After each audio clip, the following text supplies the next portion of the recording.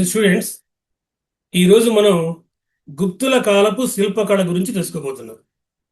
భారతీయ శిల్పకళా చరిత్రలో గుప్త యుగాన్ని స్వర్ణయుగంగా ఎందుకు పరిగణిస్తారో ఈ క్లాసులో మనకు అర్థమవుతుంది.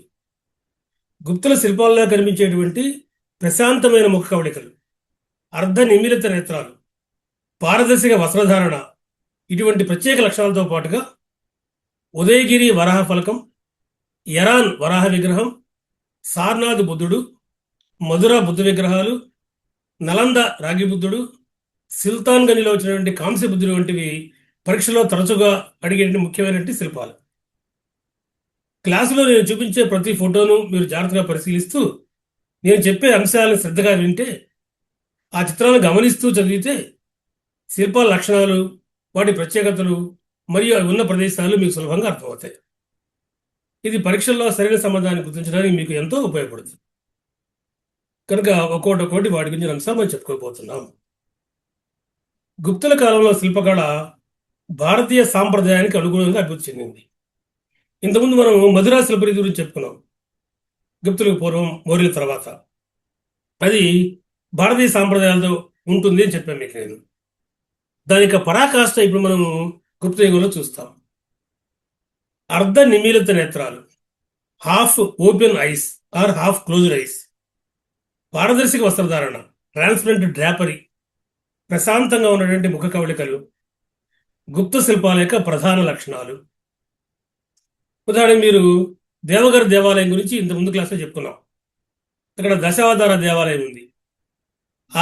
ఆ గర్భగుడి మూడు వైపులా, గర్భగుడి చెప్పాను మీకు నేను, వాటి మూడు వైపులా అనంత శయన విష్ణుమూర్తి, గజేంద్ర మోక్షం, తపస్సు చేస్తున్న నరనారాయణుల శిల్పాలు కనపడతాయి. అనంత శయన విష్ణుమూర్తి ఆ ఫోటోలో మీరు చూడండి.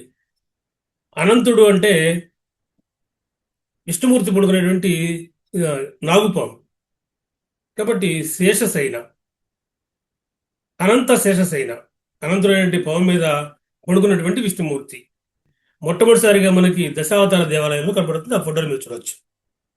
మనము ఉండవల్లి గుహాలయాల్లో కూడా తిరిగి మళ్ళీ ఇటువంటి శిల్పాన్ని మనం చూస్తాం. ఆంధ్రప్రదేశ్ ఎప్పుడు చెప్పుకుంటాం. అనంత పద్మనాభ స్వామి దేవాలయం ఉంది, మనకు తెలుసు, తిరువనంతపురంలో, త్రివేంద్రంలో. అక్కడ కూడా ఇటువంటిదే ఉంటుంది. కాబట్టి అటువంటి అనంతసేన విష్ణుమూర్తి విగ్రహము దశావతార దేవాలయ గర్భగుడిలో ఒకవైపు ఉంటుంది. రెండవది నరనారాయణుల శిల్పం. నరనారాయణులు, నరుడు అంటే అర్జునుడు, నారాయణుడు అంటే విష్ణుమూర్తి. అర్జునుడి గురించి మనకు తెలుసు, కురుక్షేత్ర మహాసంగ్రామంలో భీమత్వ యుద్ధాన్ని చేసినవాడు. ఆనాటికి ఉన్నటువంటి 14 లోకాలలో ఆయన్ని జయించగల వీరుడే లేడు. అటువంటి వాడే ఈ నరుడి రూపమే అర్జునుడు. ఈ కర్ణులు 10 వేవురైనా అని నొత్తురు చత్తురు నా పలుగులు విశ్వసింపుమా అంటూ నిజాన్ని చెప్పి రాయబారినటువంటి వాడు శ్రీకృష్ణుడు విష్ణుమూర్తి అవతారం. ఇక ఇద్దరు నారాయణ యొక్క తపస్సు, అద్భుతమైన శిల్పం ఇది. ఒకసారి చూడండి. అలాగే గజేంద్ర మోక్షం సన్నివేశం. గజేంద్ర మోక్షం కథ మీరు వినుంటారు. ఒక ఏనుగు యొక్క కాలిని మొసలి పట్టుకుంటుంది. ఆ ఏనుగు ఎంత ప్రయత్నం చేసినా సరే, ఆ గజేంద్రుడు ఎంత ప్రయత్నం చేసినా సరే విడుదల కాలేకపోతాడు. అప్పుడు విష్ణుమూర్తిని మొరపెట్టుకుంటాడు. ఆయన ఎలా వచ్చాడో అద్భుతంగా సిరికిని చెప్పడు, శంఖ చక్రగమం చేదోయి సంధింపడు, ఏ పరివారము జీరడు, అభ్రగపతిని పన్నింపడు, ఆకర్ణి కాంతర దంబిల్లము చక్కనొత్తడు, వివాద ప్రోద్దిత శ్రీ కుచో పరిచయలంచలమైన వీడడు, గజ ప్రాణాహనోత్సాహేయి. కాబట్టి ఉన్నప్పటికి వచ్చేసాడు ఆయన. ఆ సన్నివేశమే ఇది. కాబట్టి ఒక అద్భుతమైన సన్నివేశం గజేంద్ర మోక్షం. కనుక దశావతార దేవాలయం యొక్క గర్భగుడి మూడు వైపులా ఈ అద్భుతమైన శిల్పాలు మనకు కనపడతాయి. వాటిలోనే ఆ నారాయణ విగ్రహం మరొకసారి చూస్తే ఆ యొక్క అర్ధనిమిలిత నేత్రాలు మనకు కనపడతాయి. అలాగే బిడ్రగా దేవాలయం చెప్పాను మీకు నేను, ఇటుకల దేవాలయం అని.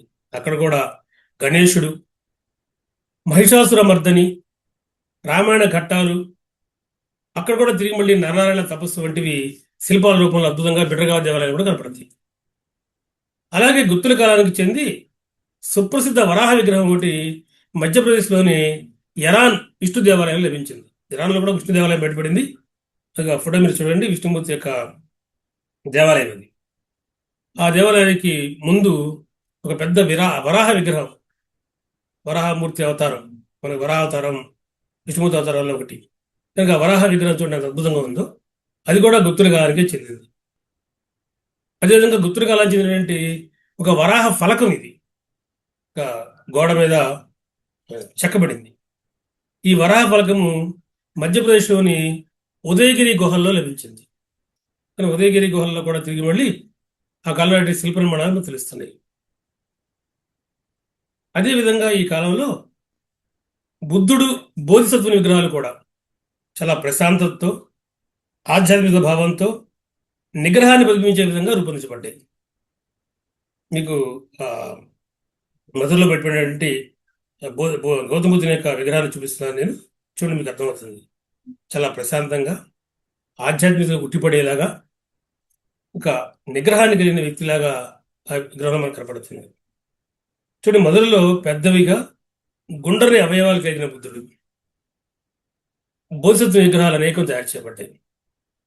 వాటి లక్షణాలు చూడండి. తలపై శంఖాకార ఉంగరాల వంటి జుట్టు, కర్లీ హెయిర్ అంటాం మనం.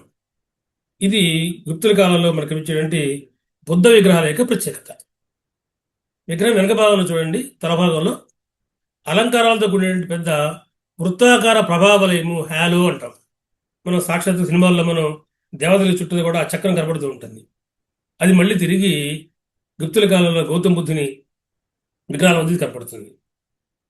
ఈ మధుర ప్రాంతానికి చెందినటువంటి ప్రత్యేక చుక్కలతో కూడినటువంటి ఇరుపు ఇసుకరాయిని విగ్రహాల తయారీలో వీడు కూడా ఉపయోగించారు. అలాగే మరొకటి చూడండి, సారనాథ్లో పద్మాసనంలో ధర్మచక్ర ప్రవర్తన ముద్రలో ఉన్నటువంటి గౌతమ బుద్ధుని విగ్రహం. విగ్రహం మీరు చూడండి. ఆయన చుట్టూ కూడా 5 శిష్యులు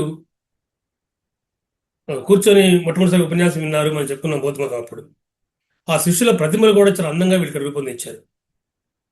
కనుక ఈ ప్రతిమను చూసి, మీరు ఏదో చూస్తున్నారో దాన్ని చూసి చరిత్రకారులు అంటున్నారు, ఇది ఈ సారనాథ్ బుద్ధ విగ్రహం ధర్మచక్ర ప్రవర్తనకి సూచిక అని.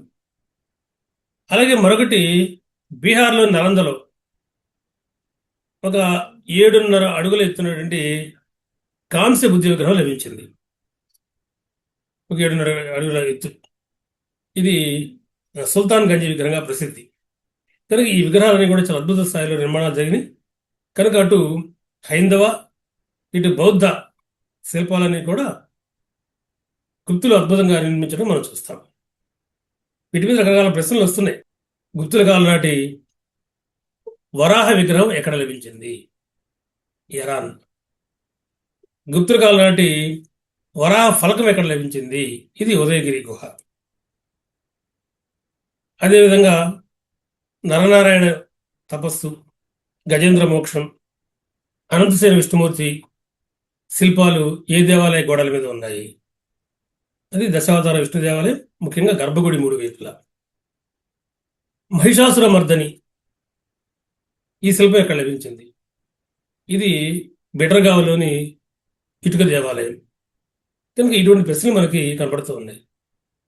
కానీ ఇటువంటి వాటి గురించి మీరు జాగ్రత్తగా గుర్తుపెట్టుకోండి. దీని మీద ప్రశ్నలు వచ్చే అవకాశం ఎక్కువ ఉంది. అదేవిధంగా ప్రపంచ ప్రసిద్ధ చిత్రలేఖన అభివృద్ధి చెందిన ఈ యుగంలో దాని గురించి మీకు నేను తదుపరి వీడియోలో తెలియజేస్తాను. ప్రస్తుతానికి స్వస్తి.